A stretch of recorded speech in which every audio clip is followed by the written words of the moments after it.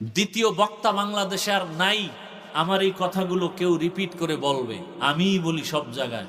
এতে সম্মান থাকার যাক, ওয়াজ মাহফিল হোক না হোক, আমি বলেই যাব, মোবাইলের বিরুদ্ধে আমি বলেই যাব। কারণ আমি যুবককে কলিজার আপন বানাতে চাই, আমি আল্লাহ রসুলের আদর্শওয়ালা বানাতে চাই, আমি যুবককে আদর্শ ডাক্তার বানাবার পরামর্শ দিতে চাই। ডাক্তার না, আমার দেশে আলেম ওলামা আছে, এই জন্য আমার দেশে ডাক্তারের অভাব, ইঞ্জিনিয়ারের অভাব, প্রফেসরের অভাব। ডাক্তার আছে না, তাসনিমা নাসরিনের মতো ডাক্তার থাকলে কি হবে?